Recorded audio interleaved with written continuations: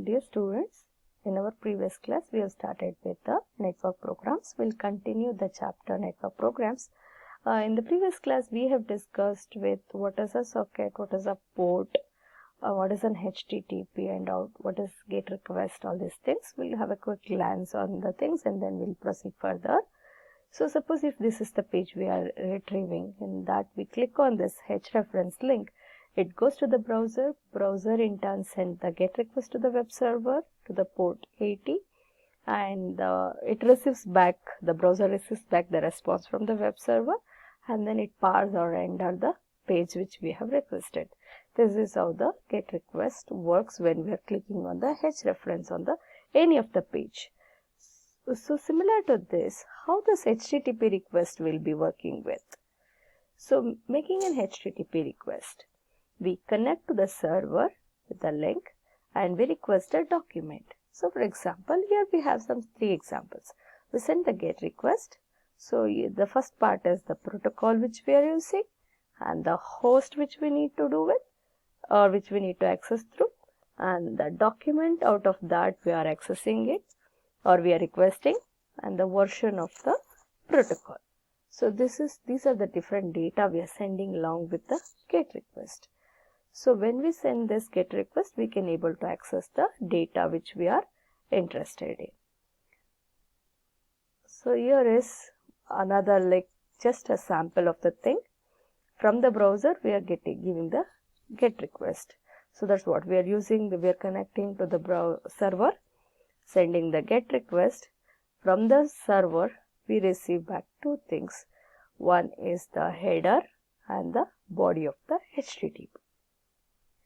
So now we'll see in detail that how we are going to write a web browser. So let's write a web browser in order to access the data of the contents from the web. An HTTP request in Python, how we are sending, we are importing all the details what we have discussed so far, the theoretical things, how we are doing that in a Python by creating a web browser. So import socket. So in the socket library we have all the things to connect with the things and we can able to access the contents. So first create my socket. So we create the socket and then connect with the host and the port which we need to connect through. Then send the GET request. So GET request will be having all the data here. The host, protocol, host and the text the document which we are requesting and the version of the protocol. So you all know what is this /n/r, all this. /r is the carriage return, /n is the new line. We are sending the GET request and then very interesting is this encode. So we are using encode, we are encoding this data and we are sending back request. So when we receive, it is mandate, we need to decode. So you know more on this, what is an encode, what is a decode and all this. So now once we get this request, send this request, like we just created this request, it's stored in the variable cmd. So I'll send that GET request, my sock.send. It send the request to what is the host, all those things are here. So this is our program, we create a socket, connect, send to the port 80. So once we send the request, the server receives the request and it responds back to through the same port and we'll get that data in the receipt. That is what we have written here. We are receiving the data and decoding it. These things we'll discuss in the next few slides. What is this encode and decode and all. And once we complete all this process, we need to close the socket which we have created. So we know once we send the GET request, what we are going to receive the data. So with this code, we are writing the code here to receive the data from the server. So receive 512 kilobytes. So if I received any data. So this is the data, how much length I need to be received there. So once I receive any data, I'll verify whether I received any data or not. If I have not received any data, terminate the loop. If I have received some data, then decode it and print that data. It just works like once we open a file, access the content from the file. If there is no content, terminate. If there is a content, display it. So what are the two things we receive once we are writing this code in the Python? So first one is an HTTP header. HTTP header will be having all the information. What is the version, what is the data, server which we have connected, latest modification of the data, and the range of data, what is the length, content, what type, all these details will be there in the HTTP header. HTTP body will be having the details. These things will be in the form of an HTML format. So you might have observed that in the previous slides, it's in the form of HTML. This is the content. So we receive that, but here we receive the exact data, not in the format. Even once we receive any data, we can able to check what is the HTTP header and the body, how it looks like in the XML format, HTML format also we can able to check through the. In this example, we access the text content from the URL link, whatever we were searching with. We can also access, or if you want to get an image, we can able to retrieve the image. But the Python program, what we are going to write will be little more difficult. When we are working with the image, it will be extracting the pixels. So what we need to do, we need to load the contents to the file, which we need to create a file and load all the contents from the URL, whatever we requested, the document into the image content into the file, and then we can able to extract the content from the file. The process looks so tedious using Python. If you are thinking it should be tedious, Python won't be so much popularized, right? So we have a simpler method, or we can write a simplest HTTP program using the URL lib. What is this URL lib? So we know it has been used to access the contents using a web browser. Whenever we have so many hrefs links in our page, we need to keep on clicking that href link, and that has to give the GET request, fetch the data and get us the data. The file may contain a text or may contain an image, any sorts of data. We should be able to access it easily. So all the contents of the web browser things are available in this URL lib. We import this library and it makes our HTTP requests and to access the contents very simpler. How this works, just like we are very much familiar working with the files. We know how to open a file, extract the content from the file. Very easily we can able to do it. In the similar way, using this URL lib, we can access the contents from the web just like a file handling. Using URL lib in Python. So since this HTTP is so common, we have a library that does all the socket work for us and make the web pages look like a file. So just need to import this URL lib. So here it is being given all the things separately. What are all the different things? If you just URL lib request, URL lib parser, and then error, we are requesting all these, like importing all this, create a pointer for the file. Just open the file just like an file open, URL lib.request.url open.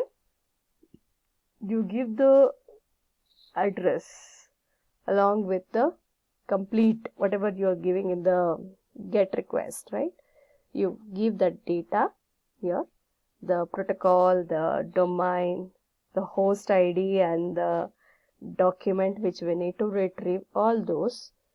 Then it just opens and it stores in this file, just like how you handle the file, access line by line from that file handler, decode it, and then if you want to strip, it's up to you, or whatever the method you want to work on, the string which we accessed, you can work on it, and we can able to work with the any web contents easily using Python. So this is what the output we are going to get. The same output which we got even with the previous script of Python what we have written, but now the program is so simple, just like a file, we access line by line all the contents, decode and print. Yes, yeah, like it's just like a file. So the main thing is you know f and you know open, but now this is the additional thing, and what is the file which we are opening, because it's only in a read mode. And this is one additional thing of decode, except these two rest all is same. You can able to write any script. You can create a dictionary, load all the contents in the file, and you can find out what is the frequency of each word in the file. Do it in a dictionary. All these things, so for what we have discussed on the data structures, we can make use to parse the file. Just like a file parsing, we can parse the contents of the web. That's it. So even if it is having a multiple links in it, so for example, we discussed in the beginning of the class also, we are opening one page. In that we have a link for the other page. Here what we displayed is an HTML format of the page what we are searching with. So it gets this link, and we are going to follow that link in the next. That is how we are again able to access any number of hrefs using a URL link. So the next topic is HTML parser, or how we are going to parse this. That is not, again we can call that as a web scraping. What exactly in web scraping is? A program or a script pretends to be a web browser and retrieves web pages, looks at those web pages, extract information, and then looks at more web pages. So we'll keep on extracting the information from the web pages. So this search engine scraps web pages, we call that as in spidering the web or web crawling. Why scrap? We pull the data, particularly this is working with the social data, who links to who. Or you are going to get back your own data of some system that has no export capability, or you are going to monitor the new information. Spider the web to make the database for the search engine. So you keep searching for the data through one still you find out the data whatever you are searching for. That is how the scraping will be working with. Scrapping web pages. There is some controversy about web page scrapping, and some sites are a bit snippy about it. Or you're going to republishing the copyrighted information is not allowed, so you can't do this. Or violating the terms of services is not allowed. So when we'll be using this scrapping, basically when you are working with some database projects or some data which you need to access, you can use this web scrapping. You can extract the data and then you can able to use it. So like some projects like sentimental analysis, I need to scrap the data from the web. Because I need to extract the data from the web, then I can able to use that data in my projects. Basically this majorly works with any data which you are accessing through the web, and then you are using that data into the projects. This plays a major role in it. You will be making use, most of you will be working on the machine learning. Then obviously you need a huge amount of data to train your systems. Then you're going to make use of this, how to scrap the web pages. So in order to extract the data either from the Twitter or any social media, you'll be using it. The more details on this or how you're going to do this, is there any easy way to do this? Yes, all the things are available inside one library that is called a Beautiful Soup. We'll discuss more details on that Beautiful Soup in the next tutorial. Thank you for learning.